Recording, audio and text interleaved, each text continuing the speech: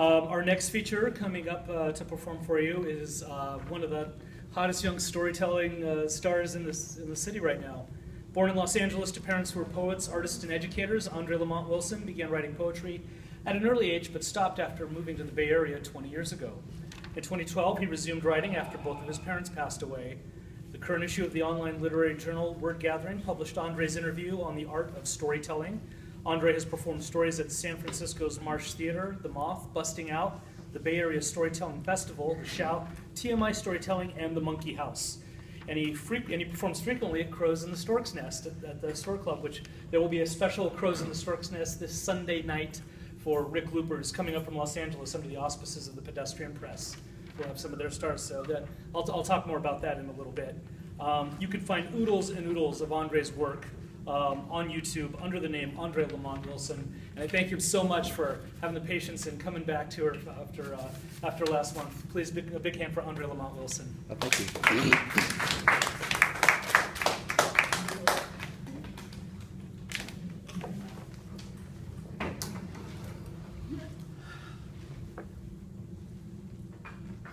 Wrestling with demons. It's a good thing you decided to share your lunch with me, because the reason why I was admitted to that group home for at-risk boys with behavior problems was because I took revenge on people. Summer, 1994, age 16, Jacob Fleischman sported a wraparound grin. His geeky, Gumby body pushed and pulled between boyhood and manhood as he stumbled from class to class. Teachers at the nonprofit day program for disabled adults rejected his summer youth employment in their classrooms the moment he spoke. Age 30, I was the newest teacher on staff. In fact, I was not even a special ed teacher, but a self-care program assistant. A special term for a person who changes adult diapers and feeds the disabled. There was no one beneath me in seniority upon whom I could dump Jacob Fleischman. Instead, other teachers dumped Jacob in classes I taught. Hey, Andre, are you married?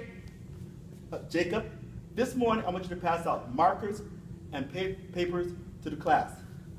Andre, do you have a girlfriend? Jacob, this afternoon I want you to set up the voting pen. Andre, what you need is a woman. Jacob, this morning I want you to, Andre, what you need is a man. I already have one. His name is Robin. We live in a condo in Hercules.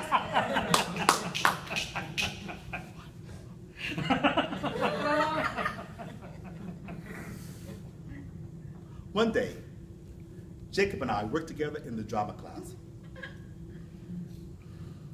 Aprons filled a laundry basket, and people in wheelchairs needing those aprons filled the classroom. I called Jake over. Hey, Jake, can you come help me with these aprons? The teen rushed over, snatched an apron, and threw his arms around my neck as he looped the apron over my head.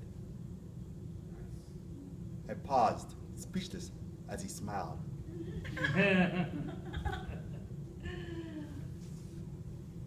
Then his hand brushed my butt as he tied the apron in the back. Shockwaves reverberate north and south.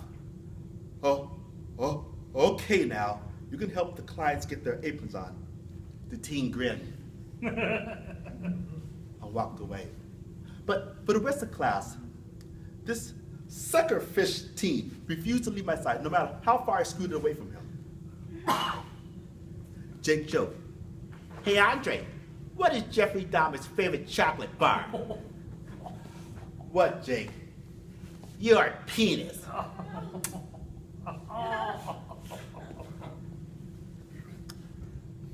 The head drama instructor, a broad-hipped Mexican woman named Miss Torres, scowled at the unappetizing joke. I suppressed laughter, which emboldened Jake to tell dirtier jokes.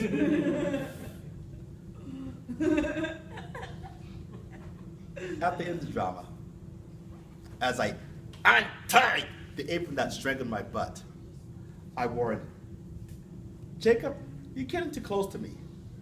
If you don't back away soon, I will cut the apron strings. What does cut your apron strings mean? Go ask Miss Torres. The team left to ask the definition from the one woman down whose back he had poured ice water during a company picnic. While I do not know what Miss Torres told Jake, I can't imagine what Jake said when he finally understood what I had meant, because I often overheard him threaten teachers who rejected him. I'm going to get back at you and tell them to bug off. The next day, every single teacher at the nonprofit agency for disabled adults banned the help of Jacob Fleischman in her classroom. Every teacher except me, because my supervisor overrode my objections with promises that Jake would behave. But the moment my supervisor walked away, Jake wandered off to talk to a male orderly that mopped the hall. I called him back. Hey, Jake, I didn't give you permission to leave. The teen wandered back in class, biting his nails and spitting the clippings at me. Stop spitting at me! I'm not spitting at you. Yes, you are. You're spitting at me. Can we just play a game of sorry with the clients? I set up the game board on a long table. People in wheelchairs gathered around the table. Jake stopped the game before we even started. Women only exist so that I can be their boyfriend. Oh, Jake, women aren't the only ones who can have boyfriends. Yeah, but you men do it hee-haw style. What? You know, booty busting. Oh, shucks. Jake continued. Hey, Andre, I heard a rumor that you're a woman. Jake, can we just play the game? I am. You're a woman, Andre, and I'm a man. That makes me smarter than you.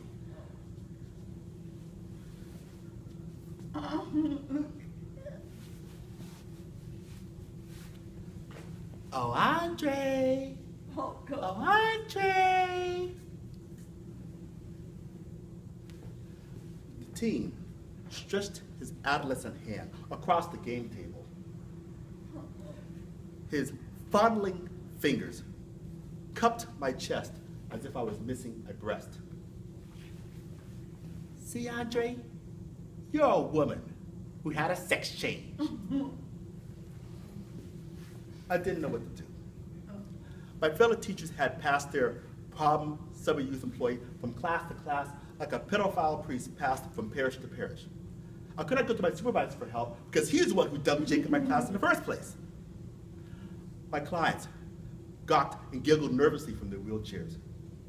They could not help me either.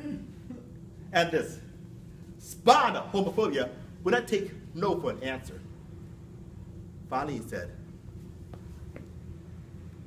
Andre, I bet you have sex with dogs. I lunged at the teen, grabbed him by the front of the shirt, and yelled, if you can't work with a gay teacher, leave. I don't have to put up with this anymore. If you can't work with a gay teacher, leave. The teen tore my hands loose from his shirt,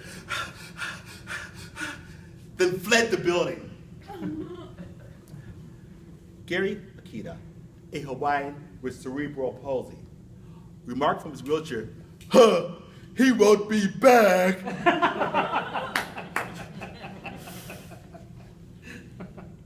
The next day, my supervisor fired Jake when I joined the boycott against him.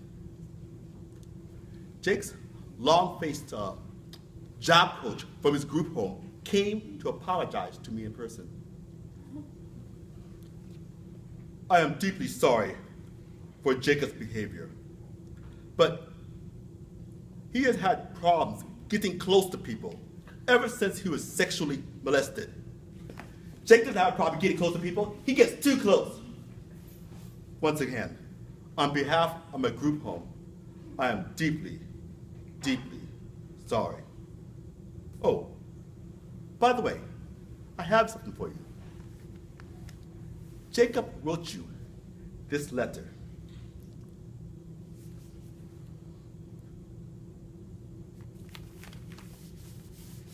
July 21st, 1994. Andre, I apologize for those comments I made about your sexual orientation. I did it because I figured you would laugh and walk away. I guess I was wrong. I've learned from you that it's wrong to make rude comments and or stereotype people who are gay, or make assumptions about people who are gay. Looking back at what I said yesterday, I figured it was wrong to say, I slept with a dog. If I was gay and someone said that to me, it would make me really upset, and I'd want to hurt them. It would also humiliate me to the point where I might quit my job. Look at the things you did for me. You shared your lunch with me, and you made me laugh. I didn't do anything for you. What I will do is send you a mug I made in ceramics. If you still want to contact me, here is my address. Jacob.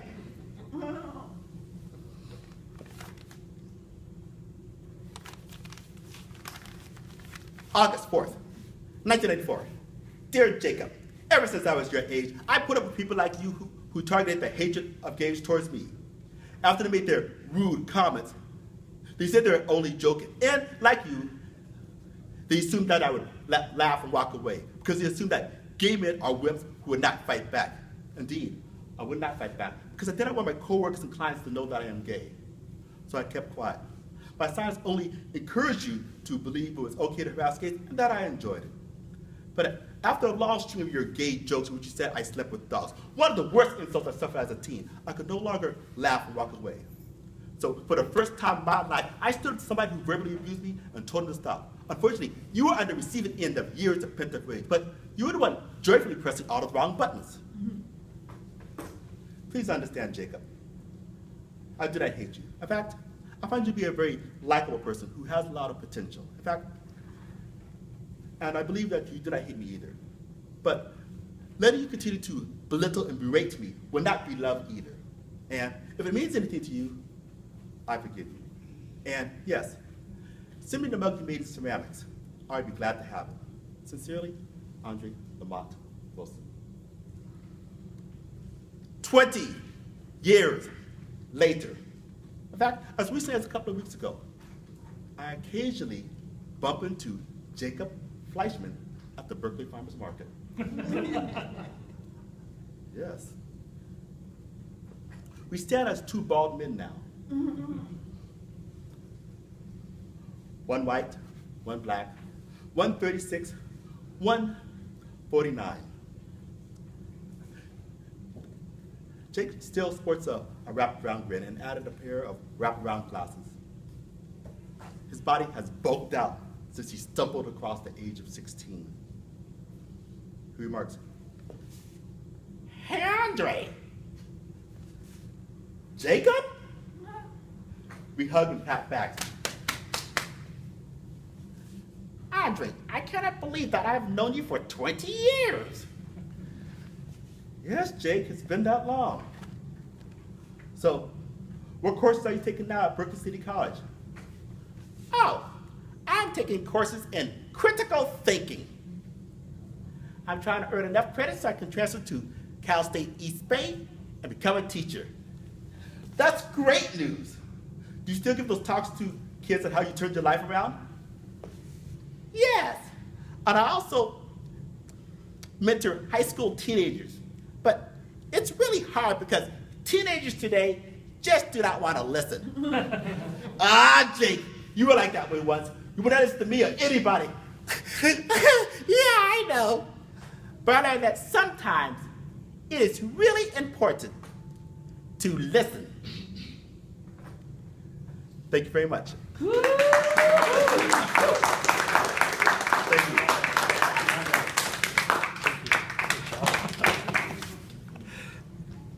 One more time, Andre Lamont Wilson. Master choice.